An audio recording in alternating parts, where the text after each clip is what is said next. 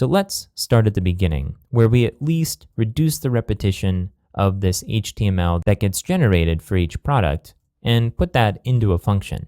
So I'm going to go back to the examples folder, and I'm going to open up the 7th step, which is header.php with render product function.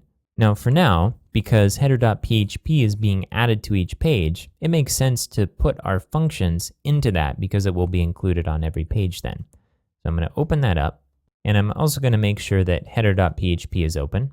And I'm going to copy over the step file and paste it over the code that's currently in the header.php file and save it. Now there's a couple differences in this file. The first is that we have a function now called render product, and then we also use this function in order to generate our featured products that get added to every page. So the logic here should be pretty straightforward to you. First, we generate an array of unique information for each product. We're storing each item into a featured products array here, and we're adding a new item to each one by using these empty square brackets. So we have an array that includes 3 items: the title, in this case it's mahogany, the image, in this case product-1.jpg, and the price, which in this case is $29.99. And notice that we've removed everything that's going to be identical for each product. So we don't have a $sign here, and we've removed the folder that this product image is going to be in. We add a second product here, which has the title of bamboo, the image of product 3, and the price of $19.99. And now that we have our array, we're going to go ahead and loop through and create our output for the featured product sidebar.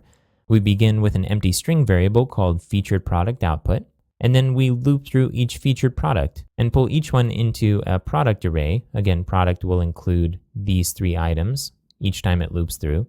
And then as we loop through, we're going to add to the featured product output string variable the result from the render product function, and we pass the product array to that. So let's take a look at what happens in render product. So here it is up here.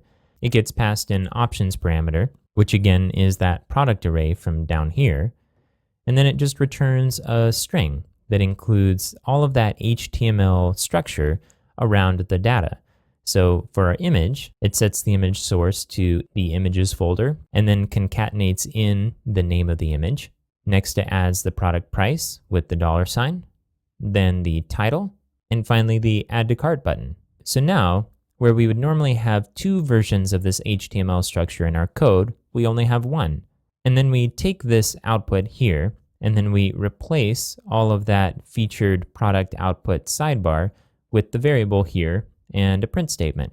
Now this gets even better when we look at our product page where we output 6 different products. Let's go ahead and pull in the code that will allow us to use this new function, render product here, to render our products on that page. I'm going to go back to the examples folder, and I'm going to open up the 8th step, which is products.php using product function. And then I also want to make sure that the products.php file is open. And let's copy the code from the step file over the code in the products file and save it. Now the difference here is significant. At the very top, under our header include, we just generate an array of products here, just like we did with our featured product sidebar. And once we have our array, then we just loop through each one and add it to this product output variable, which we initialized right here. When it's complete, we just print that product output here. So we've reduced the amount of code significantly in both our sidebar and in our products listing page. And this is going to make it a whole lot easier to modify the output of these product listings in the future.